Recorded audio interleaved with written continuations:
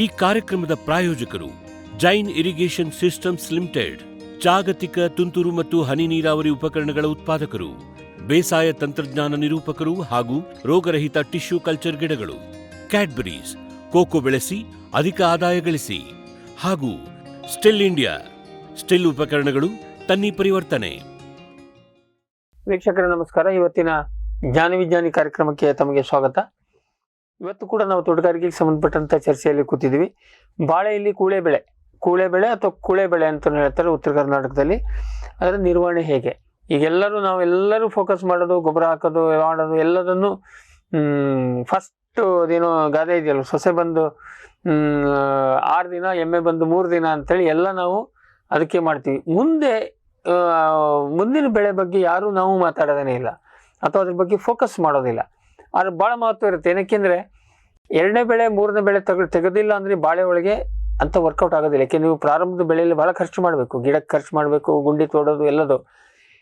ಆದರೆ ಆ ಬೆಳೆ ಮುಗಿಯೋ ಹಂತ ಬರೋ ತನಕ ಹಲವಾರು ರೋಗ ಕೀಟ ಬೇರೆ ಬೇರೆ ಅಥವಾ ನಿಮ್ಮ ಮಣ್ಣಿನಲ್ಲಿ ಇರುವಂಥ ಫಲವತ್ತತೆ ಕಡಿಮೆ ಆಗಿರ್ಬೋದು, ಅದು ಸರಿಯಾಗಿ ಮುಂದಿನ ಬೆಳೆಗೆ ಮಾಡಿದರೆ ನಿಮಗೆ ಹೆಚ್ಚು ಲಾಭ ಬರೋದು ಕೂಳೆ ಬೆಳೆಯಲ್ಲಿ.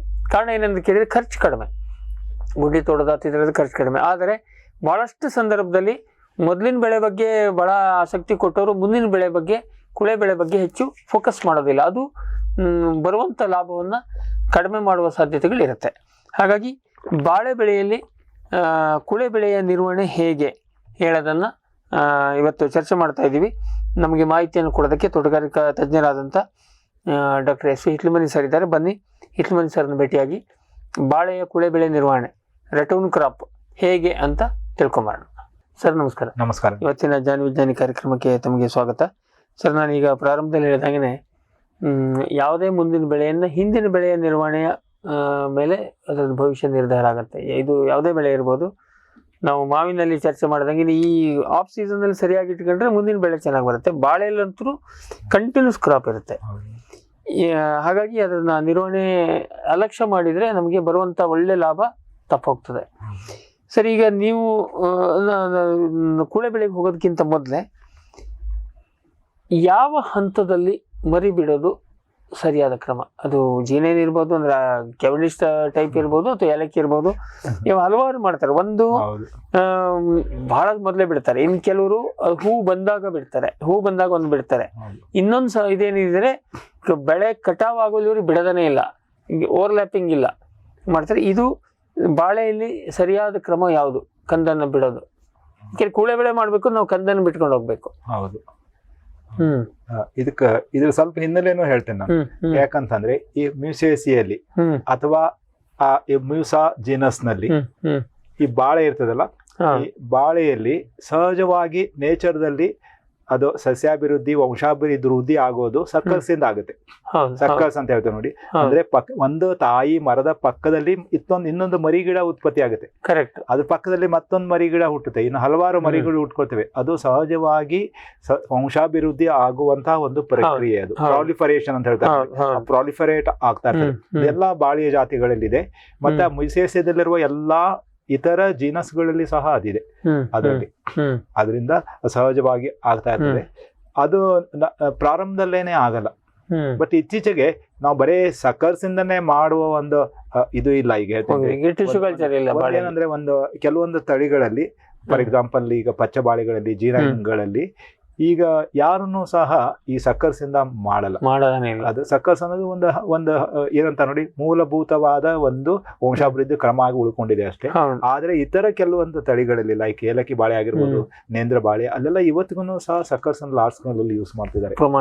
ಅದು ಯೂಸ್ ಮಾಡ್ತಿದ್ದಾರೆ. ಮತ್ತೆ ಇನ್ನೊಂದು ಏನಾಗುತ್ತೆ ಅಂದ್ರೆ ನೋಡಿ, ಈ ಸಹಜವಾಗಿ ತಾಯಿ ಮರ ಅಂತ ನಾವು ಬಿಟ್ಟಿರ್ತೇವೆ ತೋಟದಲ್ಲಿ, ಅದ್ರ ಪಕ್ಕದಲ್ಲಿ ಹಲವಾರು ಈ ಸಕ್ಕರ್ಸ್ಗಳು ಮರಿಗಳು ಬಂದ್ಬಿಟ್ರೆ ಅವೆಲ್ಲ ನಾವು ಮುಖ್ಯವಾದ ತಾಯಿ ಮರಕ್ಕೆ ಕೊಟ್ಟಂತಹ ಆಹಾರಾಂಶಗಳನ್ನೆಲ್ಲ ತಿಂದ್ಬಿಟ್ಟು ಅದು ಆಹಾರಾಂಶ ಪೋಲಾಗತ್ತಕ್ಕಿಂತ ತಾಯಿ ಮರದ ಇಳುವರಿ ಕಡಿಮೆ ನೋಡಿ. ಯಾಕಂದ್ರೆ ನಾವು ಕಮರ್ಷಿಯಲ್ ವೆಂಚರ್ದಲ್ಲಿ, ಅಂದ್ರೆ ವ್ಯಾವಹಾರಿಕವಾಗಿ ವಾಣಿಜ್ಯ ಪ್ರಮಾಣದಲ್ಲಿ ಮಾಡ್ಬೇಕಾದ್ರೆ ನಾವು ಈ ಪಕ್ಕದಲ್ಲಿರುವ ಈ ಕಂದುಗಳು ಅಂತ ಇರ್ತಾವಲ್ಲ, ಅವನ್ನ ನಾವು ನಿವಾರಿಸಬೇಕಾಗುತ್ತೆ. ಅಂದ್ರೆ ಕೆಲವೊಂದು ಅವಧಿವರೆಗೂ ಅದನ್ನ ನಿವಾರಿಸಲೇಬೇಕಾಗುತ್ತೆ. ನಿವಾರಿಸಲಿಲ್ಲ ಅಂತ ನಾವು ಕೊಟ್ಟಂತಹ ಆಹಾರಾಂಶಗಳು ನೇರವಾಗಿ ತಾಯಿ ಮರಕ್ಕೆ ಹೋಗಲ್ಲ, ಸಿಗಲ್ಲ, ಹಂಚೋಗ್ಬಿಡ್ತದೆ. ಅದು ನಮ್ಮ ಉದ್ದೇಶ ಆಗಿರಲ್ಲ.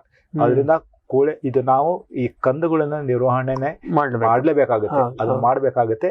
ಆದ್ರೆ ಕಂದುಗಳು ನಾವು ಮತ್ತೆ ಬಿಟ್ಕೊಳ್ಳಬೇಕಾಗುತ್ತೆ. ಯಾಕಂದ್ರೆ ಬಾಳೆ ಇದೆ ಅಲ್ಲ, ಇದು ಒಂದೇ ಒಂದು ಫಲ ಕೊಟ್ಬಿಟ್ಟು ಅದನ್ನ ಕಿತ್ತಾಕುವಂತಹ ಒಂದು ಬೆಳೆ ಅಲ್ಲ ಇದು. ಇದು ಬಾಳೆ ಮೂಲತಃ ಬಹುವಾರ್ಷಿಕ ಹಣ್ಣಿನ ಬೆಳೆ. ಅದನ್ನ ಹಾಗೆ ಬಿಟ್ಬಿಟ್ರೆ ಇಂಡೈರೆಕ್ಟ್ ಆಗಿ ಬಹುವಾರ್ಷಿಕ ಹಣ್ಣಿನ ಬೆಳೆ, ಮೂಲ ಮರದಲ್ಲ ಬಟ್ ಆ ಕ್ಲಂಪ್ ಅಲ್ಲಿ ಬರ್ತದೆ. ಆ ಕ್ಲಂಪ್ ನಾವು ಲೆಕ್ಕಕ್ಕೆ ಹಿಡ್ಕೊಂಡಾಗ ಅದು ವಂಶಾಭಿವೃದ್ಧಿ ಪ್ರಾಲಿಫರೇಟ್ ಆಗ್ತಾ ಇರ್ತದೆ. ಹಾಗಾಗಿ ಅದು ಬಹುವಾರ್ಷಿಕವಾಗಿ ಇರ್ತದೆ. ಅದು ಬಿಟ್ಟರೆ ದೊಡ್ಡ ಕ್ಲಂಪ್ ಆಗ್ಬಿಡ್ತದೆ. ಅದು ಅದೇನಂದ್ರೆ ನಿರ್ವಹಣಕ್ಕೆ ಅಸಾಧ್ಯವಾದಂತಹ ರೀತಿಯಲ್ಲಿ ದೊಡ್ಡ ಕ್ಲಂಪ್ ಆಗಿಬಿಟ್ಟು ಅದು ಮನೆ ಕಿಚನ್ ಗಾರ್ಡನ್ ಅಲ್ಲಿ ಅಲ್ಲಿಲ್ಲೇ ಕ್ಲಂಪ್ ಮಾಡ್ಕೋಬಹುದು. ಬಟ್ ಕಮರ್ಷಿಯಲಿ ಆ ರೀತಿ ಕ್ಲಂಪ್ ಮಾಡ್ಕೊಳಕ್ಕಾಗಲ್ಲ, ಅದನ್ನ ನಾವು ಮಾಡ್ಕೊಳ್ಬೇಕಾಗುತ್ತೆ.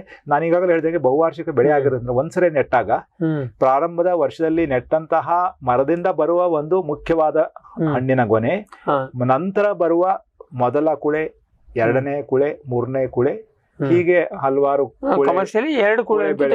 ಎರಡು ಮೂರು ಕೆಲವರಲ್ಲಿ ಜಾಸ್ತಿನೂ ತಕೊಂಡವ್ರು ಇದ್ದಾರೆ. ಅದು ವ್ಯಾವಹಾರಿಕವಾಗಿ ಅಷ್ಟು ಕಾರ್ಯ ಸಾಧ್ಯ. ಅಷ್ಟೊತ್ತಿಗೆ ಏನಾದ್ರೂ ಒಂದು ಸಮಸ್ಯೆ ಬಂದಿರುತ್ತೆ, ಕೀಟನೋ ರೋಗನೋ ಅಥವಾ ತೀರಾ ಗಡ್ಡೆ ಮೇಲೇನೆ ಬಂದ್ಬಿಟ್ಟು ಅದನ್ನ ಮಗುಚ್ಕೊಳ್ಳೋ ಒಂದು ಅಪಾಯನೋ ಹಿಂಗೆಲ್ಲ ಉಂಟಾಗಿರ್ತದೆ. ಅದರಿಂದ ನನಗೆ ತಿಳಿಸ್ಬೇಕಾರ ಸಾಮಾನ್ಯವಾಗಿ ಅದು ಪಚ್ಚಬಾಳೆ ಆಗಿರ್ಬೋದು ಅಥವಾ ಏಲಕ್ಕಿ ಬಾಳೆ ಆಗಿರ್ಬೋದು, ಸಾಮಾನ್ಯವಾಗಿ ಒಂದು 2 ಕುಳೆ ಅಂದ್ರೆ ಒಂದು ಮುಖ್ಯ ಬೆಳೆ, ಎರಡು ರಟೂನ್ ಕ್ರಾಪ್ ತಗೊಳ್ಬೇಕಾಗುತ್ತೆ. ಮತ್ತೆ ಅದು ವ್ಯಾವಹಾರಿಕವಾಗಿ ನಾವು ಪ್ರಾರಂಭದ ವರ್ಷಗಳಲ್ಲಿ ಜಾಸ್ತಿ ಇನ್ವೆಸ್ಟ್ ಮಾಡಿರ್ತೀವಿ.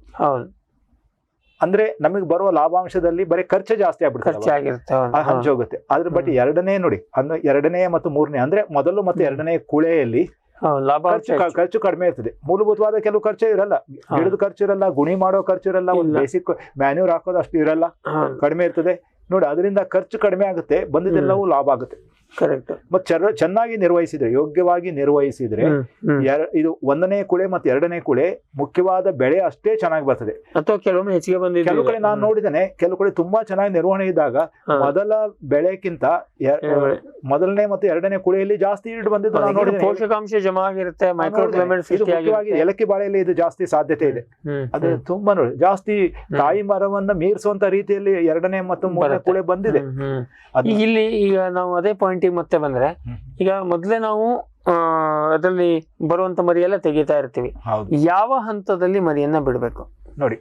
ಮತ್ತೆ ಈಗ ಮುಖ್ಯವಾಗಿ ನೋಡಿ, ಮರಿ ಯಾವಾಗ ಬರುತ್ತೆ ನೋಡಿ. ಬಾಳೆಯ ಸಸ್ಯವನ್ನ ತಾವು ನೋಡಿದಾಗ, ಸ್ಟಡಿ ಮಾಡಿದಾಗ ಸುಮಾರು 4ನೇ ತಿಂಗಳಲ್ಲಿ ಇವು ಮರಿಗೂಡು ಶುರುವಾಗುತ್ತೆ. 4ನೇ ತಿಂಗಳು ಇನ್ನು ಅವು ಹೂ ಬಂದಿರಲ್ಲ. ಹೂ ಬರಕ್ಕೆ ನಮಗೆ 8-9 ತಿಂಗಳು ಬೇಕಾಗುತ್ತೆ. ಆದ್ರೆ 4ನೇ ತಿಂಗಳಿಗೆನೆ ಕುಳೆಗಳು ಬರಕ್ ಶುರುವಾಗುತ್ತೆ. ಒಂದಿಂದ ಒಂದು ಬರ್ತದೆ. ಅವಾಗಿಂದ ನಾವು ಆ ಕುಳೆಗಳನ್ನ ನಿವಾರಿಸಬೇಕಾಗುತ್ತೆ. ಅಂದ್ರೆ ಸಕ್ಕರಿಂಗ್ ಅಂತ ಹೇಳ್ತಾರೆ, ಸಕ್ಕರಿಂಗ್ ಮಾಡ್ಬಿಟ್ಟು ತೆಗಿತಾ ಇರ್ಬೇಕು. ನಾವು ಯಾವ್ದನ್ನು ಬಿಡಬಾರ್ದು. ಅಪ್ ಟು 8-9ನೇ ತಿಂಗಳವರೆಗೂ ಯಾವ್ದನ್ನು ನಾವು ಬಿಡಬಾರ್ದು. 8-9ನೇ ತಿಂಗಳಿಗೆ ಹೂ ಬಂದಾಗ, ಅಂದ್ರೆ ಮುಖ್ಯವಾದ ಮರದಲ್ಲಿ, ಮುಖ್ಯವಾದ ಸಸ್ಯದಲ್ಲಿ ಹೂವಿನ ಗೊನೆ ಹಿಂಗ್ ಹೊಡಿತಾವ ಹೊರಗಡೆ. ಅದು ಕೆಲವರು ನಾರ್ತ್ ಕರ್ನಾಟಕದಲ್ಲಿ ಈಯೋದು ಅಂತ ಹೇಳ್ತಾರೆ, ಗಿಡ ಈದಿದೆ ಅಂತ ಹೇಳ್ತಾರೆ. ಅದು ಈದ್ಕೊಂಡಾಗ ಅದು ಹೂ ಹೊರಗಡೆ ಬಂದಾಗ ಅವಾಗ ಒಂದು ಚೆನ್ನಾಗಿರೋ ಹೆಲ್ದಿ ಒಂದು ಕುಳೆ ಅಂದ್ರೆ ಸಕ್ಕರ್ಸ್ ಅವಾಗ ನಾವು ಬಿಡ್ಬೇಕಾಗುತ್ತೆ. ಅಪೋಸಿಟ್ ಗೊನೆ ಈ ಕಡೆ ಬಂದ್ರೆ ಅದ್ರ ಹಿಂದ್ ಕಡೆ ಬಿಡ್ಬೇಕಾಗುತ್ತೆ. ಅದಕ್ಕೆ ಡೈರೆಕ್ಷನ್ಸ್ ಇಂಪಾರ್ಟೆಂಟ್. ಚೆನ್ನಾಗಿ ಹೆಲ್ದಿ ಆಗಿರ್ಬೇಕು, ಮತ್ತೆ ಅದು ಸೋಡ್ ಸಕ್ಕರ್ ಆಗಿರ್ಬೇಕು, ಕತ್ತಿ ತರ ಇರ್ಬೇಕು. ಅದು ಎಲೆ ಸಕ್ಕರ್ಸ್ ಆಗಿರ್ಬಾರ್ದು. ಎಲೆ ಅಗಲವಾಗಿರ್ಬಾರ್ದು, ಚೂಪಾಗಿದ್ರೆ ಅದು ಸೋಡ್ ಸಕ್ಕರ್ ಅಂತ ಹೇಳಿ. ಕತ್ತಿಗಂದನ್ ಚೆನ್ನಾಗಿರೋದು ಹೆಲ್ದಿ ಆಗಿರ್ಬೇಕು. ಮತ್ತೆ ಅದನ್ನ ಬಿಡ್ಬೇಕಾದ್ರೆ ಈ ತಾಯಿ ಮರದಲ್ಲಿ ಯಾವುದೇ ಒಂದು ಎಸ್ಪೆಷಲಿ ವೈರಸ್ ಡಿಸೀಸ್ ಲಕ್ಷಣಗಳು ಇರಬಾರ್ದು. ವೈರಸ್ ಲಕ್ಷಣಗಳು ಇದ್ದಾಗ ಕೆಲವೊಂದು ಅಲ್ಪ ಸ್ವಲ್ಪ ಡೌಟ್ ಇರ್ತದೆ. ಆ ಡೌಟ್ಫುಲ್ ಕೇಸ್ ನಲ್ಲಿ ನಾವು ಕುಳೆ ಬಿಡ್ಲೇಬಾರ್ದು.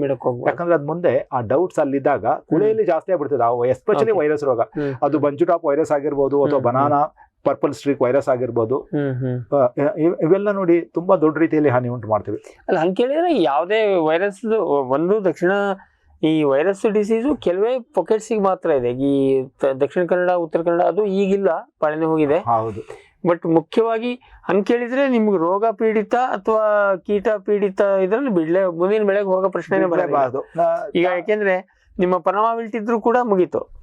ಈಗಲೇ ಈ ಬೆಳೆಯಲ್ಲೇ ಪರಮಾಬಿಲಿಟಿ ಇದ್ರೆ ಮತ್ತೆ ಮುಂದಿನ ಸಕ್ಕರ್ಸ್ ಬೆಳೆ ಪ್ರಶ್ನೆನೇ ಇಲ್ಲ, ಇದ್ರದ್ದು ಉದ್ಧಾರ ಆಗೋದೇನೆ ಇಲ್ಲ. ಇನ್ನು ಗಡ್ಡೆ ಕೊರಕ ಇದ್ರೆ, ಕಾಂಡ ಕೊರಕ ಇದ್ರು ಕೂಡ ಮುಂದಿನ ಬೆಳೆಗೆ ಹೋಗೋದು ರೆಕಮೆಂಡೆಡ್ ಅಲ್ಲ. ಅವನ್ನೆಲ್ಲ ನೋಡಿ, ಅವನ್ನೆಲ್ಲ ನಾವೀಗ ನಿವಾರಿಸೋಕೆ ಬೇಕಾದಷ್ಟು ಕ್ರಮಗಳಿವೆ. ಕ್ರಮಗಳಿವೆ. ಅಲ್ಪ ಸ್ವಲ್ಪ ನೋಡಿ, ಯಾವುದೇ ಒಂದು ತೋಟ ತಗೊಳ್ಳಿ ನೀವು, ಪ್ರಾರಂಭದಲ್ಲಿ ಇವೆಲ್ಲ ನೀವು ಹೇಳಿದಂತ ಈ ಗಡ್ಡೆ ಕೊರಕ ಆಗಿರ್ಬೋದು, ಸೂಡೋಸ್ಟೆಮ್ ಬೋರೋರ್ ಅವೆಲ್ಲ ಇರಲ್ಲ. ಅವು ಕಾಲಾನುಕ್ರಮದಲ್ಲಿ ಬರ್ತವೆ. ಯಾಕಂತಂದ್ರೆ ಇವ್ರೊಬ್ಬರದೇ ತೋಟ ಇರಲ್ಲ, ಸುತ್ತಮುತ್ತಲು ಬೇರೆಯವ್ರ ತೋಟಗಳು ಇರ್ತವೆ, ಹೊಸ ತೋಟ ಇರ್ತದೆ, ಹಳೆ ತೋಟ ಇರ್ತದೆ, ಅಲ್ಲೆಲ್ಲ ಆ ಕೀಟಗಳು ಉತ್ಪತ್ತಿ ಆಗ್ತಾ ಇರ್ತವೆ, ಅವು ಈ ಕಡೆ ಮೈಗ್ರೇಟ್ ಆಗ್ತಾ ಇರ್ತವೆ. ಅದರಿಂದ ಅವೆಲ್ಲ ಬರ್ತಾ ಇರ್ತವೆ. ಅದನ್ನ ನಾವೇನು ಮಾಡುತ್ತೆ, ನಾವು ಕಂಟ್ರೋಲ್ ಮಾಡ್ಲೇಬೇಕು. ಮೇನ್ ಬೆಳೆಗೂ ಕಂಟ್ರೋಲ್ ಮಾಡ್ಬೇಕು, ಉಪು ಬೆಳೆ ಅಂದ್ರೆ ಕೂಳೆ ಬೆಳೆಗೂ ಮಾಡ್ಬೇಕು. ಅದನ್ನ ನಾವು ಸೊ ಈಗ ನಾವು ಒಂದು ಇದು ಮರ ಈದ್ ಕೂಡಲೇ ಹೌದು ಈ ಕಡೆ ಒಂದು ಬಿಡಬೇಕು. ಒಂದು ಚೆನ್ನಾಗಿರುವ ಹೆಲ್ದಿ ಆಗಿರುವ ಸೋಡ್ ಸಕ್ಕರ್ನ ನಾವು ಬಿಡ್ಬೇಕಾಗುತ್ತೆ. ಇಲ್ಲಿ ಸರ್ ಒಂದು ಪ್ರಶ್ನೆ ಬರುತ್ತೆ, ನಾವೇನ್ ಹೇಳ್ತೀವಿ 8 ತಿಂಗಳ 9 ತಿಂಗಳಿಗೆ ಅದು ಯಾವಾಗ ಹೂ ಆಚೆ ಬಂತು ಅಲ್ಲಿಂದ ನೀವು ನೆಲಕ್ಕೆ ಕೊಡುವಂತ ರಸಗೊಬ್ಬರಗಳನ್ನ ಬಂದ್ ಮಾಡಿ, ಯಾಕೆಂದ್ರೆ ಆಮೇಲೆ ನಾವು ತಗೊಳ್ಳೋದಿಲ್ಲ, ಮುಂದಿನ ಫೋಲಿಯರ್ ಸ್ಪ್ರೇಗೆ ಹೋಗಿ ಅಂತ ಹೇಳ್ತೀವಿ. ಆವಾಗ ಈ ಕೂಳೆಗೆ ಎಂತ ಮಾಡ್ಬೇಕು, ಅದಕ್ಕಾಗಿ ಗೊಬ್ಬರ ಕೊಡ್ಬೇಕಾ, ಹೆಂಗ್ ಮಾಡ್ತೀರಿ? ನೋಡಿ, ಕೂಳೆ ಬೆಳೆಗೆ ಏನಂದ್ರೆ ನಾವು ಈಗಾಗಲೇ ನೋಡಿ ಅಂದ್ರೆ ಮುಖ್ಯ ತಾಯಿ ಮರಕ್ಕೆ ಕೊಟ್ಟಂತಹ ಗೊಬ್ಬರ ಎಲ್ಲವೂ ಯೂಸ್ ಆಗಿರಲ್ಲ. ಎಲ್ಲಾ ಅಂದ್ರೆ ಮೂಲ ನೆಲಕ್ಕೆ ಹಾಕಿದ ಡೋಸ್ ಎಲ್ಲ ಅಲ್ಲಿ ಸಾಕಷ್ಟು ಇರುತ್ತೆ, ಅದಿರುತ್ತೆ. ಮತ್ತೆ ಅದನ್ನ ಅದು ಯೂಸ್ ಮಾಡ್ತಾ ಇರ್ತದೆ, ಅದನ್ನ ಯೂಸ್ ಮಾಡುತ್ತೆ. ಮತ್ತೆ ಇನ್ನೊಂದಂದ್ರೆ ನೋಡಿ, 8-9 ಆದ್ಮೇಲೆ ಮುಖ್ಯವಾಗಿ ನಾವು ರಸಗೊಬ್ಬರ, ಅದರಲ್ಲಿ ಮುಖ್ಯವಾಗಿ ಸಾರಜನಕ ಮತ್ತು ರಂಜಕವನ್ನು ನಾವು ಕೊಡಲ್ಲ, ಬಟ್ ಪೊಟ್ಯಾಷಿಯಂ ಕೊಡ್ತಾರೆ. ಪೊಟ್ಯಾಷಿಯಂ ಅನೇಕ ಕಡೆ ಇವತ್ತಿಗೂ ಸಹ ಕೊಡ್ತಾ ಇರ್ತಾರೆ, ಥ್ರೂ ಡ್ರಿಪ್ ಇರಿಗೇಷನ್ ಅಥವಾ ಥ್ರೂ ಮಣ್ಣಿಗೆ ಹಾಕ್ಬಿಟ್ಟು. ಯಾಕಂತಂದ್ರೆ ಕಾಯಿಗಳು ನೋಡಿ, ಕಾಯಿಗಳು ಗಟ್ಟಿ ಆಗ್ತವೆ, ಕಾಯಿಗಳು ಚೆನ್ನಾಗಿ ಕ್ವಾಲಿಟಿ ಬರ್ತದೆ, ಕಾಯಿಗಳು ಸ್ವೀಟ್ ಆಗ್ತವೆ, ಮತ್ತೆ ಕಾಯಿಗಳು ಮುಂದೆ ಹಣ್ಣಾದ್ಮೇಲೆ ಉದುರಲ್ಲ. ಪೊಟ್ಯಾಷಿಯಂ ನಾವು ಚೆನ್ನಾಗಿ ಕೊಟ್ಟಾಗ ಚೆನ್ನಾಗಿದ್ರೆ ಅದಿರ್ತದೆ. ಅದನ್ನೆಲ್ಲ ನಾವು ಮಾಡ್ಬೇಕಾಗುತ್ತೆ, ಅದು ಕೂಳೆಗೂ ಹೆಲ್ಪ್ ಆಗುತ್ತೆ. ಆದ್ರೆ ಈ ರೆಗ್ಯುಲರ್ ಫರ್ಟಿಲೈಸರ್ ಡೋಸ್ ಅನ್ನ ನೀವು ಬಂದ್ ಮಾಡ್ಬೇಕು ಅಂತಾನೆ ಹೇಳ್ತೀರಿ. ಈ ಮರಿ ಇದೆ, ಎಸ್ಪೆಷಲಿ ನೈಟ್ರೋಜನ್ ಅಂಡ್ ಫಾಸ್ಫರಸ್ ಅನ್ನೇ ಗೊನೆ ಬಂದ್ಮೇಲೆ ನಾರ್ಮಲಿ ಕೊಡೋದಿಲ್ಲ. ಅದೇ ಆದ್ರೆ ನಾಳದು ಈ ಮರಿ ಕತೆ ಏನು? ಅವಾಗ ಮರಿ ನೋಡಿ, ಈಗಾಗಲೇ ನೋಡಿ 8-9 ಇದು ಬೇಕಾದಷ್ಟು ಆಹಾರವನ್ನ ನೆಲದಲ್ಲಿ ಇರುತ್ತಲ್ಲ. ಕರೆಕ್ಟ್. ಆದ್ರೆ ಮರಿ ಹಂಗಿದ್ರೆ ಮರಿ ನೋಡಿ, ಮರಿ ಚಿಕ್ಕದಾಗಿರೋದ್ರಿಂದ ಅದರ ಆಹಾರಾಂಶದ ರಿಕ್ವೈರ್ಮೆಂಟ್ ಜಾಸ್ತಿ ಇರಲ್ಲ. ಅದಕ್ಕೆ ಅದು ಎಷ್ಟಿದೆ ಅಷ್ಟು ತಗೊಂಡು ಅದು ಯೋಗ್ಯವಾಗಿ ಬೆಳೀತದೆ. ಹಂಗಾದ್ರೆ ನೀವು ಮತ್ತೆ ಅದಕ್ಕೆ ಮರಿಗೆ ಮತ್ತೆ ಅದಕ್ಕೆ ಊಟ ಕೊಡಕ್ ಶುರು ಮಾಡೋದು ಇದು ಗೊನೆ ಕಟಾವ್. ಹೌದು ನೋಡಿ, ಗೊನೆ ಕಟಾವ್ ಆಗುತ್ತೆ ಅಂದ್ರೆ 12 ಅಥವಾ 13ನೇ ತಿಂಗಳಿಗೆ ಕಟಾವ್ ಆಗುತ್ತೆ. ಅದು ಪಚ್ಚಬಾಳೆ ಆಗಿರ್ಬೋದು, ಏಲಕ್ಕಿ ಬಾಳೆ ಆಗಿರ್ಬೋದು. ಅಲ್ಲಿಗೆ ನಾವು ಮರಿ ಬಿಟ್ಟಿದ್ದಕ್ಕೆ 3 ತಿಂಗಳ 4 ತಿಂಗಳು ಆಗಿದೆ ನೋಡಿ. ಅವಾಗ ತಾಯಿ ಗೊನೆ ಕಟಾವ್ ಆದಾಗ ಮರಿಗೆ 3 ತಿಂಗಳಾಗಿರ್ತದೆ, 3-3.5 ತಿಂಗಳಾಗಿರ್ತದೆ, ಅಥವಾ 4 ತಿಂಗಳು ಹೇಳ್ಬೋದು. ಸ್ವಲ್ಪ ಒಂದ್ ತಿಂಗಳು ಮೊದ್ಲೇಕೆ ಕೆಲವರು ಬಿಟ್ಟಿರ್ತಾರೆ, ಅದು 3-4 ತಿಂಗಳಾಗಿರುತ್ತೆ. ಅವಾಗ ಅದನ್ನ ಕಿತ್ತ ಮೇಲೆ ಅದಕ್ಕೆ ನಾವು ಆಸ್ ಯೂಶುವಲ್ ನ್ಯೂಟ್ರಿಯೆಂಟ್ಸ್ ಕೊಡ್ಲೇಬೇಕಾಗುತ್ತೆ. ಅದಕ್ಕೆ ರಸಗೊಬ್ಬರ ಕೊಡ್ಬೇಕಾಗುತ್ತೆ, ಆರ್ಗ್ಯಾನಿಕ್ ಮ್ಯಾಟರ್ ಕೊಡೋದಿದ್ರೆ ಅದನ್ನ ಕೊಡ್ಬೇಕು, ಹಿಂಡಿಗಳನ್ನು ಕೊಡ್ಬೇಕಾಗುತ್ತೆ, ಮೈಕ್ರೋ ನ್ಯೂಟ್ರಿಯೆಂಟ್ ಕೊಡ್ಬೇಕಾಗುತ್ತೆ, ಎಸ್ಪೆಷಲಿ ಮ್ಯಾಗ್ನೀಷಿಯಂ, ಬೋರಾನ್, ಕ್ಯಾಲ್ಸಿಯಂ ಇವನ್ನೆಲ್ಲ ಕೊಡ್ಬೇಕಾಗುತ್ತೆ. ಬಾಳೆಗೆ ಮ್ಯಾಗ್ನೀಷಿಯಂ ತುಂಬಾ ಇಂಪಾರ್ಟೆಂಟ್ ಇತ್ತು, ತುಂಬಾ ಅಂದ್ರೆ ತುಂಬಾ. ಎಲೆಗಳು ಮ್ಯಾಗ್ನೀಷಿಯಂ ಕೊಡ್ಲಿಲ್ಲ ಅಂದ್ರೆ ಹಳದಿ ಆಗ್ಬಿಡ್ತದೆ, ಲೈಟ್ ಹಳದಿ ಆಗುತ್ತೆ. ಇದನ್ನ ಕಳ್ಕೊಳ್ತದೆ. ಅದು ಏನಂತಂದ್ರೆ ಕ್ಲೋರೋಫಿಲ್ ಕಂಟೆಂಟ್ ಅನ್ನು ಕಳ್ಕೊಳ್ಳುತ್ತೆ. ಯಾಕಂದ್ರೆ ಕ್ಲೋರೋಫಿಲ್ ದಲ್ಲಿ ಸೆಂಟ್ರಲ್ ಮಾಲಿಕ್ಯೂಲ್ ಈಸ್ ಮ್ಯಾಗ್ನೀಷಿಯಂ ಅನ್ನ ನಾವು ಕೊರತೆ ಆಗದಂಗೆ ನೋಡ್ಕೊಳ್ಬೇಕಾಗುತ್ತೆ. ಮತ್ತೆ ಮ್ಯಾಗ್ನೀಷಿಯಂ ಕೊರತೆ ಆದಾಗ ಕೆಲಸ ವೈರಸ್ ರೋಗಗಳದ್ದು ಹಾವಳಿನೂ ಜಾಸ್ತಿ ಆಗುತ್ತೆ. ಅದೇ ರೀತಿ ಬೋರಾನ್ ನೋಡಿ, ಬೋರಾನ್ ಸಹ ನಾವು ಕೊಡ್ಬೇಕಾಗುತ್ತೆ. ಈಗೆಲ್ಲ ನೋಡಿ, ಎಲೆಗಳಿಗೆ ಸ್ಪ್ರೇ ಮಾಡುವಂತಹ ಮ್ಯಾಗ್ನೀಷಿಯಂ, ಬೋರಾನ್ ಮತ್ತೆ ಇವೆಲ್ಲ ಸೇರಿದಂತಹ ಬನಾನಾ ಸ್ಪೆಷಲ್ ಇದೆ. ಮತ್ತೆ ಬೇರೆ ಬೇರೆ ಕಂಪನಿಯವ್ರದ್ದು, ಅನೇಕ ಕಂಪನಿಯವ್ರದ್ದು ಮಲ್ಟಿ ಮೈಕ್ರೋನ್ಯೂಟ್ರಿಯೆಂಟ್ ಫಾರ್ಮುಲೇಷನ್ಸ್ ಇವೆ. ಅದನ್ನೆಲ್ಲ ನಾವು 5 ಗ್ರಾಮ್ ಹಾಗೆ 3 ರಿಂದ 5 ಗ್ರಾಮ್ ನಾವು ಕೊಡ್ಲೇಬೇಕಾಗುತ್ತೆ. ಇಲ್ಲ ಅಂದ್ರೆ ಬೋರಾನ್ ಡೆಫಿಷಿಯನ್ಸಿ ಇದ್ರಂತೂ ಸುಳಿನೇ ಬಿಚ್ಕೊಳ್ಳೋದೆಲ್ಲ ಅದು ಹಂಗೆ ನೋಡಿ, ಸುಳಿ ಓಪನ್ ಆಗೋದಿಲ್ಲ, ಹಾಗೆ ಅವಾಗ ಅದ್ರ ಭವಿಷ್ಯ ಹಾಳಾಗ್ತದೆ. ಹೌದು. ಅದನ್ನ ನೋಡಿ, ಅದರಿಂದ ತಾಯಿ ಮರದ ಕಟಾವ ಆದ್ಮೇಲೆ ನಾವು ಅದನ್ನ ಮಾಡ್ಬೇಕಾಗುತ್ತೆ. ಮತ್ತೆ ಇನ್ನೊಬ್ರು ನೋಡಿ, ಈ ಕುಳೆ ಬಿಟ್ಟಿದಕ್ಕೆ ತಾಯಿ ಮರ ಕಟಾವಾದ್ಮೇಲೂ ಸಹ ಆ ಕಟಾವಾದಂತಹ ಗೊನೆ ತಗೊಂಡಿರ್ತಾರೆ, ಬಟ್ ಆ ಕಂಬ ಇರ್ತದಲ್ಲ, ಸ್ಪೆಂಟ್ ಪ್ಲಾಂಟ್ ಅಂತ ಹೇಳ್ತಾರೆ. ಸ್ಪೆಂಟ್ ಪ್ಲಾಂಟ್ ಅಂದ್ರೆ ಕೆಲಸವನ್ನು ಮುಗಿಸಿದಂತಹ ಮರದ ಕಂಬ, ಬಾಳೆ ಕಂಬ, ಅದು ಹಂಗೆ ನಿಂತ್ಕೊಂಡಿರ್ತದೆ. ಅದ್ರ ಬಗ್ಗೆ ಕಾಂಟ್ರವರ್ಸಿ ಇದೆ, ಅದನ್ನ ಹಾಗೆ ನಿಲ್ಸ್ಬೇಕು ಅಥವಾ ಅದನ್ನ ತೆಗೆದು ಹಾಕ್ಬೇಕು ಅಂತ ಹೇಳಿ. ಕೆಲವೊಂದು ಸೈಂಟಿಸ್ಟ್ ಕೂಡ ಏನ್ ಹೇಳ್ತಾರಂತ, ಅದರಲ್ಲಿರುವ ಸಾರವನ್ನೆಲ್ಲ ಕುಳೆ ಎಳ್ಕೊಳ್ಳುತ್ತೆ ಅಂತ ಹೇಳ್ತಾರೆ, ರೀಅಬ್ಸಾರ್ಬ್ ಮಾಡುತ್ತೆ ಅಂತ ಹೇಳ್ತಾರೆ. ಮತ್ತೆ ಇನ್ ಕೆಲವರು ಅದು ಆಗಲ್ಲ, ಅದನ್ನ ತೆಗೆದು ಹಾಕ್ಬಿಡಿ, ಅದನ್ನ ಹಂಗೆ ಬಿಡೋದ್ರಿಂದ ಅದರಲ್ಲಿ ಸೂಡೋಸ್ಟೆಮ್ ಬೋರರ್ ಅವು ಎಲ್ಲ ಬಂದು ಮನೆ ಮಾಡ್ಕೊಳ್ತದೆ. ಅಥವಾ ಕೊನೆ ಪಕ್ಷ ಅದು ಸ್ಟೆಮ್ ಬೋರರ್ ಇದ್ರೆ ಹಾಗೇನಾದ್ರು ಬಿಡಬಾರ್ದು. ಸೂಡೋಸ್ಟೆಮ್ ಬೋರರ್ ಏನಾದ್ರು ಇತ್ತಂತಂದ್ರೆ ಅದನ್ನ ಅರ್ಥನೇ ಇಲ್ಲ, ತೆಗೆದ್ಬಿಟ್ಟು ನಾವು ಅದನ್ನ ನಿವಾರಿಸಬೇಕಾಗುತ್ತೆ. ಇವನು ಅಲ್ಲ, ಅದು ನಾವು ಏನು ಮಾಡಕ್ಕಾಗೋದಿಲ್ಲ. ಬುಡದಲ್ಲಿ ಹಳೆ ಬೇರುಗಳ ಮೇಲೆ ನೆಮಟೋಡ್ ಸಮಸ್ಯೆಗಳು ಬಹಳ ಬರ್ಬೋದು, ಅದೇನು ಯಾರು ಅದನ್ನ ತೆಗಿಯಕ್ ಬರೋದಿಲ್ಲ. ತಾವು ಈಗ ನಿಮಿಟೋಡ್ ಅಂತ ಹೇಳಿದ್ರಲ್ಲ, ನಿಮಿಟೋಡ್ ಆಗಿರ್ಬೋದು, ಸೂಡೋಸ್ಟೆಮ್ ಬೋರರ್ ಆಗಿರ್ಬೋದು, ಅಥವಾ ಕಾರ್ಮ್ ಅಥವಾ ರೈಜೋಮ್ ವಿವಿಲ್ ಆಗಿರ್ಬೋದು, ಇವೆಲ್ಲವನ್ನು ನಾವು ಕಂಟ್ರೋಲ್ ಮಾಡ್ಬೋದು. ನೋಡಿ ಹಿಂದೆ ನೋಡಿ ಇದೇ ನೋಡಿ 15-20 ವರ್ಷದಿಂದ ಅವ್ರು ಅನ್ಕಂಟ್ರೋಲೇಬಲ್ ಆಗಿತ್ತು. ಈ ಪ್ರತಿ ತಿಂಗ್ ನಿಮೆಟೋಡ್ 100% ಕಂಟ್ರೋಲ್ ಮಾಡ್ಬೋದು ಈಗ. ಎಂತಿಂತ ದೊಡ್ಡ ಪ್ರಬಲವಾದ ಒಂದು ನಿಮೆಟಿಸೈಡ್ಸ್ ಬಂದಿದೆ ಅಂತಂದ್ರೆ ಈಗ ನಿಮೆಟೋಡ್ ಈಸ್ ನಾಟ್ ಎ ಪ್ರಾಬ್ಲಮ್. ಅದು ಸಿಬಿಎಲ್ ಆಗಿರ್ಬೋದು ಅಥವಾ ಬಾಳೆಲ್ ಆಗಿರ್ಬೋದು, ಸಿಟ್ರಸ್ ನಲ್ಲಿ ಇವ್ಯಾವುದು ನಿಮೆಟೋಡ್ ದೊಡ್ಡ ಪ್ರಾಬ್ಲಮ್ ಅಲ್ಲ ಇವತ್ತಿಗೆ. ಅಂತಹ ಒಂದು ನಿಮೆಟೋಡ್ ನಾಶಕಗಳು ಬಂದಿದೆ. ಅಥವಾ ಇವನ್ ಜೈವಿಕ ಇದು ಅಂತದ್ದು ಸುಮಾರು ಸಾಕಷ್ಟು ಪ್ರಮಾಣಕ್ಕೆ ಬಂದಿದೆ. ಈಗ ನಾವು ಸರ್ ಕೂಳೆ ಬೆಳೆಯ ನಿರ್ವಹಣೆ ವಿಷಯಕ್ಕೆ ಬಂದ್ರೆ ಆಯ್ತು, ಈ ಕೂಳೆಯಿಂದ ಬಿಟ್ಟಾಯ್ತು, ತಾಯಿ ಮರವನ್ನು ಉಳಿಸ್ಕೊಂಡ್ವಿ, ಇಲ್ಲ ಬಿಟ್ವಿ, ಅದು ಹೆಂಗೋ ಮಾಡಿದ್ವಿ. ಕೂಳೆ ಬೆಳೆಗೆ ಮತ್ತೆ ಮುಖ್ಯ ಗೊನೆ ಕಟಾವಾದಾಗಿಂದ ಗೊಬ್ಬರ ಕೊಡಕ್ ಶುರು ಮಾಡಿದ್ವಿ, ನೀರಂತೂ ಕೊಡ್ತಾ ಇದೀವಿ. ಮತ್ತೆ ಇನ್ನೇನ್ ಮಾಡಿ ಕೂಳೆ ಬೆಳೆ ನಿಮಿತ್ತಲ್ಲಿ ತೋಟದ ನೈರ್ಮಲ್ಯ ನೋಡಿ, ತೋಟದ ನೈರ್ಮಲ್ಯವನ್ನು ನಾವು ಕಾಪಾಡಲೇಬೇಕು. ಆ ಕ್ರಾಪ್ ರೆಸಿಡ್ಯೂಸ್ ಬಿಡ್ಲೇಬಾರ್ದು. ನನ್ನ ಪ್ರಕಾರ ನೋಡಿ, ಏನೇ ಇರಲಿ, ಆರ್ಗ್ಯಾನಿಕ್ ಫಾರ್ಮಿಂಗ್ ಮಾಡ್ಲಿ ಅಥವಾ ರಾಸಾಯನಿಕ ಫಾರ್ಮಿಂಗ್ ಮಾಡ್ಲಿ, ತೋಟದ ಸ್ವಚ್ಛತೆ ಯಾಕೆ ಮಾಡ್ಕೊಳ್ಬಾರ್ದು? ತೋಟದ ನೈರ್ಮಲ್ಯವನ್ನು ಯಾಕೆ ಕಾಪಾಡ್ಕೊಳ್ಬಾರ್ದು? ಯಾವಾಗ ನೋಡಿ ಇಲ್ಲಿ ಸರಿ ನೈರ್ಮಲ್ಯಗಳ ಮಾತು ಬಂದಾಗ ಆ ಹಳೆಯ ಬೆಳೆಯ ಉಳಿಕೆಗಳನ್ನ ತೆಗಿಬೇಕು ಅಂದ್ರೆ ತೆಗೆದ್ರೆ ಮಾತ್ರ ನಿಮಗೆ ತೋಟ ನೀಟಾಗಿ ಕಾಣ್ತದೆ. ಅದು ತೆಗೆದ್ರೆ ಅದಿಷ್ಟು ಆರ್ಗ್ಯಾನಿಕ್ ಮ್ಯಾಟ್ರು ನಾವು ಆಚೆ ಹಾಕದಂಗೆ ಆಗ್ತದೆ. ಹಾಗಾಗಿ ಅಲ್ಲಿ ಆ ಸಮಸ್ಯೆ ಬರುತ್ತೆ ನೋಡಿ. ಅಲ್ಲೇ ಎರಡು ಡಿಫ್ರೆನ್ಸ್ ಆಫ್ ಒಪಿನಿಯನ್ ಇದ್ದೇ ಇದೆ. ಕೆಲವರು ಆರ್ಗ್ಯಾನಿಕ್ ಮಾಡೋರು ಅಲ್ಲೇ ಹಾಕ್ಬಿಟ್ಟು ಅಲ್ಲೇ ಕೊಳಿಸ್ತಾರೆ. ಮತ್ತೆ ಇನ್ನು ಕೆಲವರು ಅದನ್ನ ತಗೊಂಡೋಗಿ ಕಟ್ ಮಾಡಿ ಒಂದು ಗುಂಡಿಯಲ್ಲಿ ಹಾಕಿ ಗೊಬ್ಬರ ಮಾಡಿ ಆ ಗೊಬ್ಬರವನ್ನು ತಿರುಗಿ ಇದಕ್ಕೆ ಹಾಕ್ತಾರೆ. ಮತ್ತೆ ಅದು ಸೂಕ್ತ, ಆದ್ರೆ ಡಬಲ್ ಕೆಲಸ. ಅದನ್ನ ಕೊಳಸಾಕಿ ಇವತ್ತಿಗೆ ಬೇರೆ ಬೇರೆ ಇವೆಲ್ಲ ಮೈಕ್ರೋನ್ಯೂಟ್ರಿಯೆಂಟ್ಸ್ ಎಲ್ಲ ಕನ್ಸಾರ್ಷಿಯಂ ಎಲ್ಲ ಬಂದಿದೆ.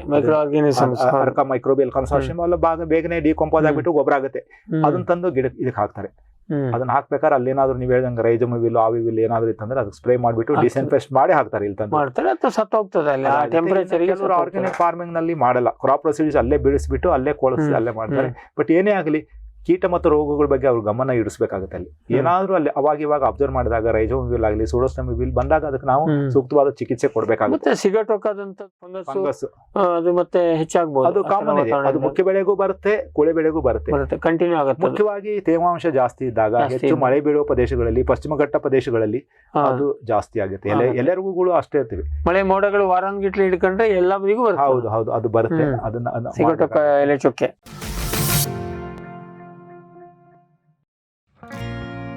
ಜೈನ್ ಇರಿಗೇಷನ್ ಸಿಸ್ಟಮ್ಸ್ ಲಿಮಿಟೆಡ್ ಭಾರತದ ಹನಿ ನೀರಾವರಿ ತಂತ್ರಜ್ಞಾನದ ಪ್ರಥಮ ಪ್ರವರ್ತಕ, ಜಗತ್ತಿನ ಅತಿ ದೊಡ್ಡ ಸ್ಪ್ರಿಂಕ್ಲರ್ಸ್ ಉತ್ಪಾದಕ ಕಂಪನಿ. ಸಂರಕ್ಷಿತ ಕೃಷಿಯಲ್ಲಿ ಹಸಿರು ಮನೆಗಾಗಿ ಮಿಸ್ಟರ್, ಫಾಗರ್, ಫ್ಯಾನ್ ಮತ್ತು ಪ್ಯಾಡ್ ಹಾಗೂ ನೆರಳು ಮನೆ, ಸ್ವಯಂ ಚಾಲಿತ ನೀರಾವರಿ ವ್ಯವಸ್ಥೆ ಮತ್ತು ರಸಾವರಿ ತಂತ್ರಜ್ಞಾನ. ಕೃಷಿಯಲ್ಲಿ ನೀರಿನ ಸಮರ್ಪಕ ಬಳಕೆ ಹಾಗೂ ಉಳಿತಾಯಕ್ಕೆ ಮತ್ತೊಂದು ಹೆಸರು ಜೈನ್.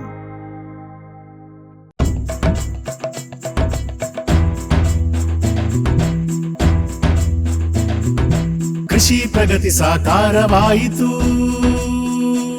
ಸ್ಟಿಲ್ ತಂತ್ರಜ್ಞಾನದಿ ಸಾಧ್ಯವಾಯಿತು, ಬದಲಾವಣೆಗೆ ಕಾಲ ಕೂಡಿ ಬಂತು. ಸ್ಟಿಲ್ ಉಪಕರಣಗಳು ತನ್ನಿ ಪರಿವರ್ತನೆ.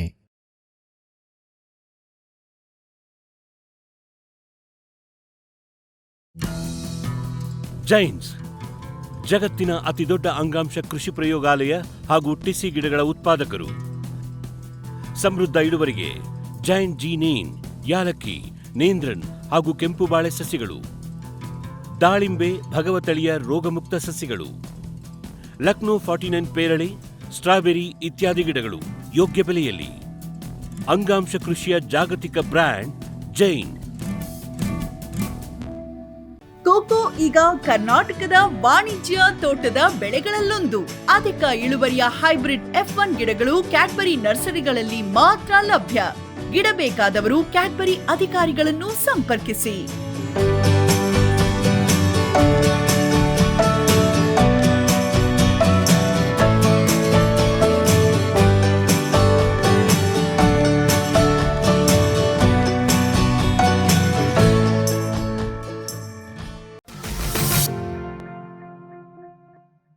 ಮತ್ತೆ ಇನ್ನೊಂದು ನೋಡಿ, ಕುಳೆಗೆ ಮತ್ತೆ ಸಕ್ಕಸ್ ಶುರುವಾಗುತ್ತೆ ನೋಡಿ. ಕುಳೆ ನಾವು ಬಿಟ್ಬಿಟ್ಟಿದ್ದೇವೆ, ಕುಳೆ ಬೆಳೆಯಕ್ಕೆ ಶುರುವಾಯ್ತು.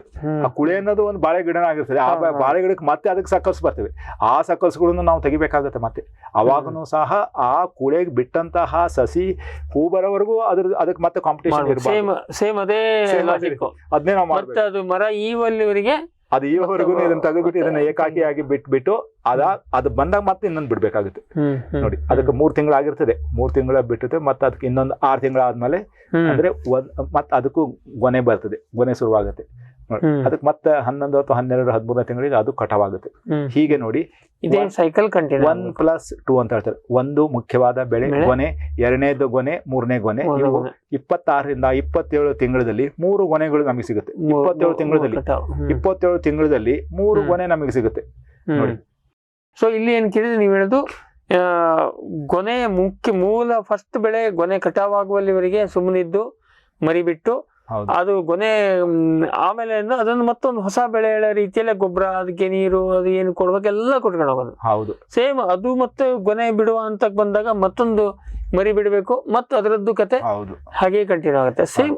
ಮತ್ತೆ ನಿರ್ವಹಣೆಯಲ್ಲಿ ಇನ್ನೊಂದು ಕಿವಿ ಮಾತು ಏನಂತಂದ್ರೆ, ಕೆಲವು ಸಾಮಾನ್ಯವಾಗಿ ರೈತರು ಏನ್ ಮಾಡ್ತಾರಂದ್ರೆ 7 ಅಡಿ ಬೈ 8 ಅಡಿ ಅಥವಾ 8 ಅಡಿ ಬೈ 8 ಅಡಿ 6 ಅಡಿ ಬೈ 8 ಅಡಿ ಹಿಂಗೆಲ್ಲ ಹಾಕಿರ್ತಾರೆ.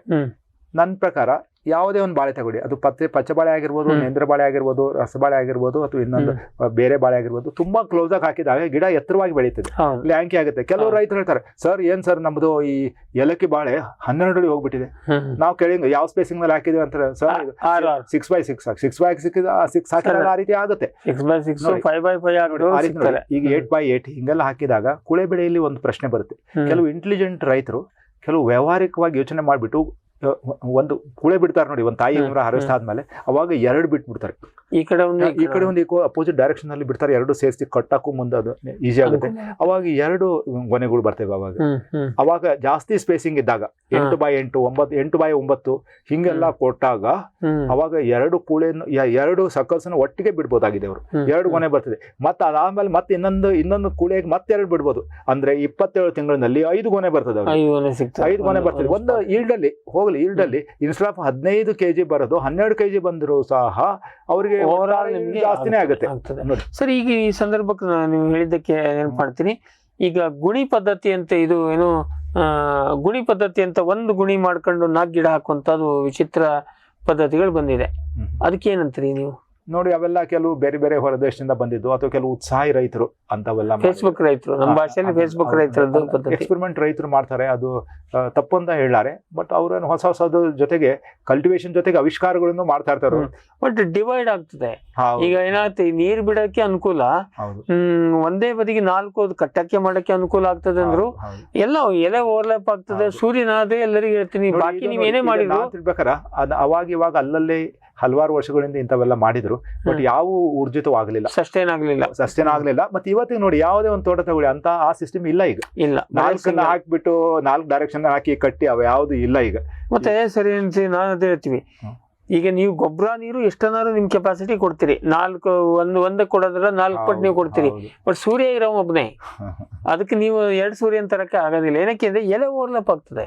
ನೀವು ಎಷ್ಟೇ ಮಾಡಿದ್ರು ಹಿಂಗ್ ಹೋಯ್ತು ಅಂತಂದ್ರೂ ಮಧ್ಯೆ ಅವಾಗ ಇಲ್ಲ. ಅದಕ್ಕೆ ನೀವು ಡಬಲ್ ಸ್ಪೇಸಿಂಗ್ ಮಾಡಿದ್ರೆ ಎಂತ ಮಾಡಂಗಾಯ್ತು, ಅವ ನಂಬರ್ ಆಫ್ ಪ್ಲಾಂಟ್ಸ್ ಮತ್ತೆ ಅಲ್ಲಿಗೆ ಬಂತು. ಹಾಗಾಗಿ ಈಗ ಎಲ್ಲೂ ನಿಮ್ಗೆ ಈ ಒಂದೇ ಗುಣಿಯಲ್ಲಿ 4 ಗಿಡ ಹಾಕೋದು ಎಲ್ಲೂ ಇಲ್ಲ, ಸಮಂಜಸ ಅಲ್ಲ, ಅಥವಾ ಎಲ್ಲೂ ರೆಕಮೆಂಡೇಶನ್ ಇಲ್ಲ. ಉತ್ಸಾಹಿ ರೈತರು ಮಾಡಿದ್ದಾರೆ, ಉತ್ಸಾಹಿ ರೈತರು ಏನೇನೋ ಮಾಡಿದ್ರೆ ಎಕ್ಸ್ಪೆರಿಮೆಂಟ್ ಅಂತ ಉಳಿಸ್ಕೊಳ್ಳಿ. ಅಲ್ಲ, ನಾಳೆ ಈಗ ಉತ್ಸಾಹಿ ರೈತರು, ಫೇಸ್ಬುಕ್ ರೈತರು ಏನೇನೋ ಮಾಡ್ತಾರೆ. ಬಟ್ ನಾವು ನಮ್ಮ ವೈಜ್ಞಾನಿಕ ಹಿನ್ನೆಲೆಯಲ್ಲಿ ನಾವು ನಮ್ಗೆ ಗೊತ್ತಿದ್ದು ಇಷ್ಟೇನಪ್ಪ, ಸಸ್ಟೈನಬಲ್ ನಮ್ಗೆ ಇದಕ್ಕಿಂತ ಮುಂದೆ ಗೊತ್ತಿಲ್ಲ, ಅದ್ ನೀವು ಮಾಡಿದ್ರೆ ಮಾಡ್ಕೊಳ್ಳಿ ಅಂತ ಹೇಳ್ಬೇಕಷ್ಟೇ. ಈಗ ಹೆಚ್ಚು ಅಂದ್ರೆ ಕೂಳೆಯನ್ನ 2 ಬಿಡ್ತಾರೆ. ಅದು ಕೂಡ ಒಂದ್ ಮಟ್ಟಕ್ಕೆ ಅಲ್ಲಿ ಕತ್ಲೆ ಆಗ್ತದೆ. ಯಾಕೆಂದ್ರೆ ಸರಿಯಾದ ಬೆಳವಣಿಗೆ ಬಂದ್ರೆ ನೀವೇನಾಗ 8 ಅಥವಾ ಅದಕ್ಕಿಂತ ಹೆಚ್ಚಿನ ಸ್ಪೇಸಿಂಗ್ ಕೊಟ್ಟಲ್ಲಿ ಅವಕಾಶ ಇದೆ. ಎರಡು ಬಿಡ್ಬೋದು ನನ್ನ ಪ್ರಕಾರ. 8 ಅಡಿ ಕೊಟ್ಟಾಗ 2 ಬಿಡ್ಬೋದು. ಏಲಕ್ಕಿ ಬಾಳೆಯಲ್ಲಿ ನಾರ್ಮಲಿ ಆಗೋದಿಲ್ಲ. ಅದೇನಕ್ಕೆ ಅಂದ್ರೆ ಏಲಕ್ಕಿ ಹಿಂಗ್ ಕ್ರಾಸ್ ಹೋಗಿ ಬೆಳೀತದೆ, ಅವಾಗ ಅದು ಬೆಳಕನ್ನು ಕಂಡ್ಕೋತದೆ. ಇದು ಏನ್ ಕೇಳಿದ್ರೆ ಬಹುತೇಕ ಸಂದರ್ಭದಲ್ಲಿ ಮೇಲೆ ನೇರ ಹೋಗ್ತದೆ. ಯಾಕೆಂದ್ರೆ ಹೈಟ್ ಕಡಿಮೆ, ದಪ್ಪ ಹೆಚ್ಚು. ಆವಾಗ ನೀವು 2 ಬಿಟ್ರೆ ಅದು ಒಂದಕ್ಕೊಂದು ಓವರ್ಲ್ಯಾಪ್ ಆಗ್ತದೆ. ಹಾಗಾಗಿ ಏಲಕ್ಕಿನಲ್ಲಿ 2 ಬಿಟ್ರು ಇದರಲ್ಲಿ 2 ಬಿಡುವ ಪ್ರಶ್ನೆ ಇಲ್ಲ, ಬಿಡಕ್ಕಾಗಲ್ಲ. ನೋಡಿ, ನಂಜನಗೂಡು ರಸಬಾಳೆ ಅಫ್ಕೋರ್ಸ್ ಅದು ಇಲ್ಲ, ಈಗ ತುಂಬಾ ಕಡಿಮೆ ಇದೆ.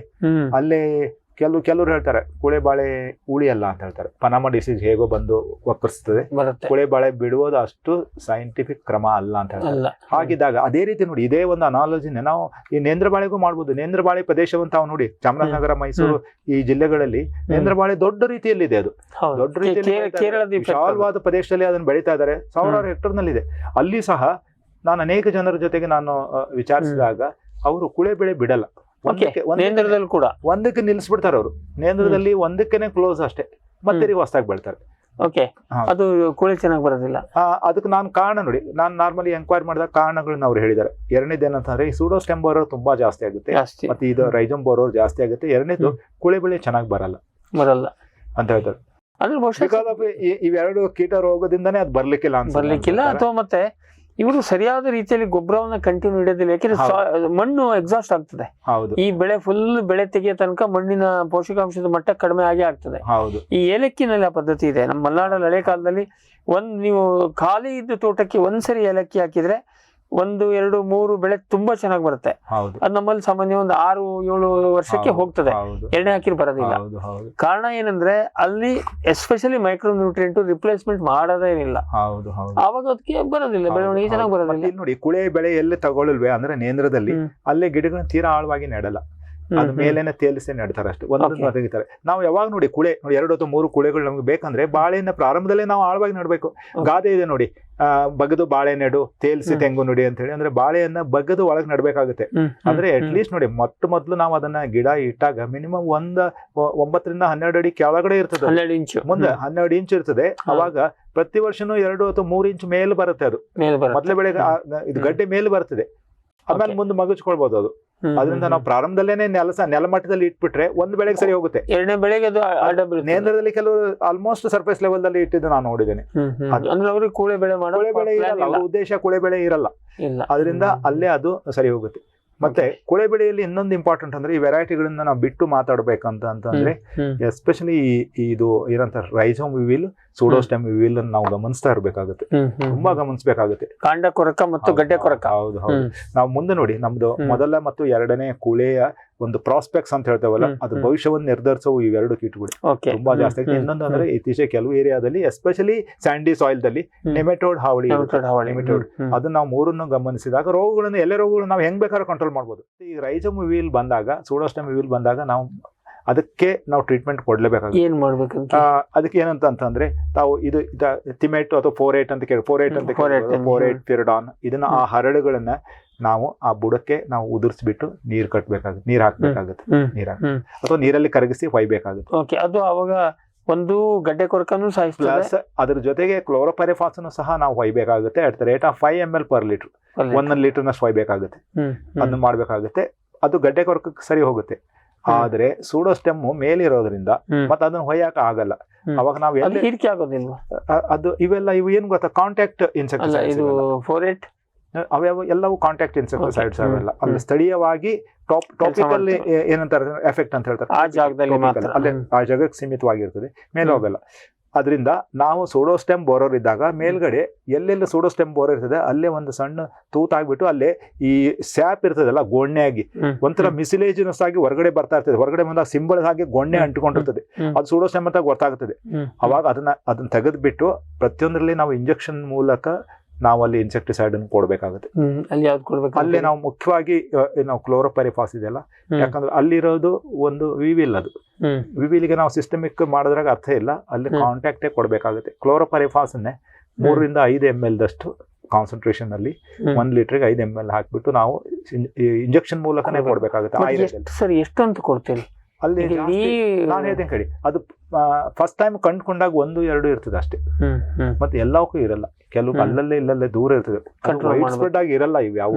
ಅದರಿಂದ ನಾವು ಯಾವಾಗ ಕಾಣುತ್ತೋ, ಕಣ್ಣಿಗೆ ಬೀಳುತ್ತೋ ಅವಾಗ ನಾವು ಕೊಟ್ಬಿಟ್ರೆ ಅದು ಸತ್ತೋಗುತ್ತೆ, ತುಂಬಾ ಸೆನ್ಸಿಟಿವ್ ಅದು. ಹಾಗಾದ್ರೆ ಈಗ ನೀವು ಕೂಳೆ ಬೆಳೆ ವಿಷಯ ಬಂದಾಗ ಗೊಬ್ಬರ ಕೊಡೋದು ಅಂತ ಆಯ್ತು, ಜೊತೆಗೆ ಈ ಕಾಂಡ ಕೊರಕ, ಗಡ್ಡೆ ಕೊರಕ ಮತ್ತೆ ರೋಗ ಇದ್ದರೆ ಅದನ್ನ ನಿಯಂತ್ರಣಕ್ಕೆ ತರಬೇಕು. ನೆಮಟೋಡ್ ಮಾಡ್ಬೇಕು. ನೆಮಟೋಡ್ ಕೂಡ ಕ್ಲೋರೋಪೈರಿಫಾಸ್ ಡೆನ್ಸಲ್ಲಿ ಹೋಗ್ತದೆ? ಇಲ್ಲ ನೋಡಿ, ನೆಮಟೋಡ್ ಹಿಂದೆಲ್ಲ ಒಂದು ತಪ್ಪು ಭಾವನೆ ಇತ್ತು, ಈ ಫೆರಡಾನ್ ಹಾಕೋದ್ರಿಂದ ಕ್ಲೋರೋಪೈರಿಫಾಸ್ ಅಂತ ಅದರಿಂದ ಹೋಗಲ್ಲ. ಯಾಕಂದ್ರೆ ಅದು ನೆಮೆಟಿಸೈಡ್ಸ್ ಅಲ್ಲವು. ಈಗ ವೇಲಮ್ ಪ್ರೈಮ್ ಅಂತ ಬಂದಿದೆ, ಅದು ತುಂಬಾ ಕೆಲಸ ಮಾಡುತ್ತೆ, ತುಂಬಾ ಎಫೆಕ್ಟಿವ್ ಆಗಿರ್ತದೆ. ಅದು ನಾವು 1 ಲೀಟರ್ಗೆ 2 ml ದಷ್ಟು ಹಾಕಿ ಅದನ್ನ ನಾವು ನೆಲಕ್ಕೆ ಹೊಯ್ಬೇಕಾಗುತ್ತೆ.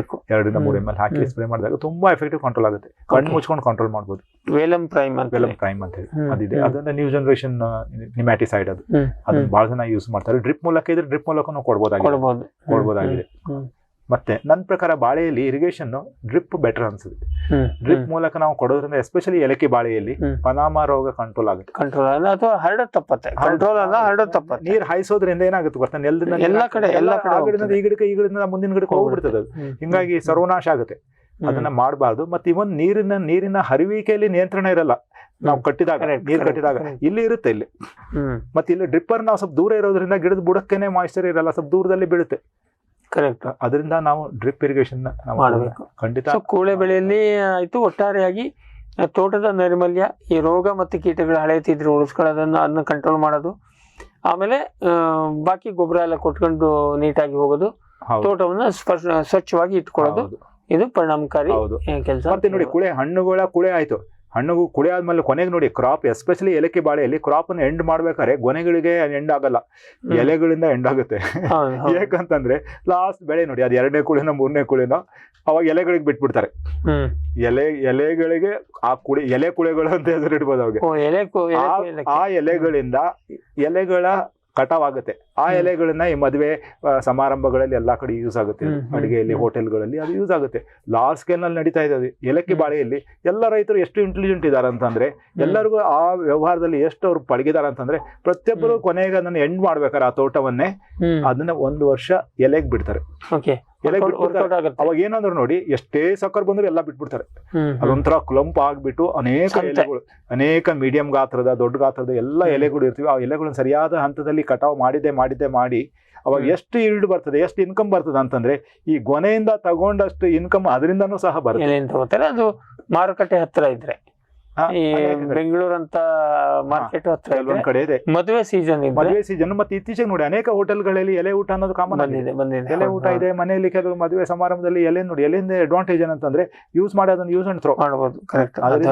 ಅದರದ್ದೇ ಒಂದು ಅನುಕೂಲ ಅನನುಕೂಲ ಸರ್. ಏನಕ್ಕೆ ಕಸ ತಗೊಂಡೋಗೋದು ಬರ್ಲಿಲ್ಲ ಅಂದ್ರೆ, ಇದು ಕುಳೆ ನಿರ್ವಹಣೆಯಲ್ಲಿ ಕೊನೆಯ ಎಲೆ ಕುಳೆ ಇದೆಲ್ಲ ಅದು ಸಹ ಸೇರುತ್ತೆ ಗಮನಕ್ಕೆ. ಹಿಂಗಾಗಿ ಒಟ್ಟಾರೆ ನೋಡಿ 25ರಿಂದ 27 ಸೀಸನ್ ನಲ್ಲಿ 3 ಮನೆಗಳು 27 ತಿಂಗಳಲ್ಲಿ 3 ಗೊನೆ ಬರೋದ್ರ ಜೊತೆಗೆ ಮುಂದಿನ ಮತ್ತೆ ಇನ್ನೊಂದು 12 ತಿಂಗಳಲ್ಲಿ ಎಲೆಗಳಿಂದ ಆದಾಯ ಬರುತ್ತೆ. ಅಲ್ಲಿವರೆಗೂ ನಾವು ಚೆನ್ನಾಗಿರ್ಬೇಕು. ಮತ್ತೆ ಎಲೆ ಕೂಳೆಗೆ ನಾವು ಗೊಬ್ಬರ ಏನು ಹಾಕೋದ್ ಬೇಕಾಗಿಲ್ಲ. ನೀರು ನಿಯಮಿತವಾಗಿ ನೀರು ಕಟ್ಟು ಮತ್ತೆ ಅವಾಗ ಡಿಸಕರಿಂಗು ಇರಲ್ಲ. ಏನು ಬಂತ ಹಂಗ್ ಬಿಡೋದು, ಬಂದಿದ್ದೆಲ್ಲ ಹೋಗ್ತೇವೆ. ಮತ್ತೆ ನಾವು ಗೊಬ್ಬರ ಕೊಟ್ಟರೆ ಏನಾಗ್ಬಿಡುತ್ತೆ, ದೊಡ್ಡ ಎಲೆ ಬಂದ್ಬಿಡ್ತದೆ. ದೊಡ್ಡ ಎಲೆನ ಅವ್ರು ಲೈಕ್ ಮಾಡಲ್ಲ. ಎಲೆಯವರು ಮೀಡಿಯಂ ಆಗಿರ್ಬೇಕು, ಚೆನ್ನಾಗಿರ್ಬೇಕು. ಅದರಿಂದ ಅಲ್ಲಿ ಸಹ ಲಾಭ. ಸೊ ಹಾಗೆ ನೀವು ಹೇಳೋದು ಲಾಸ್ಟ್ಗೆ ಎಲೆಕುಳಿಯಿಂದ ಈ ಬೆಳೆಯ ಒಂದು ಸರಣಿ ಮುಗೀತದೆ. ಆಮೇಲೆ ಬೇಕಾದ್ರೆ ಬೇರೆ ಮಾಡ್ಕೋಬೇಕು. ವೀಕ್ಷಕರೇ, ಇಷ್ಟೊತ್ತು ನಮ್ಮ ಚರ್ಚೆಯನ್ನು ನೋಡಿದ್ರಿ.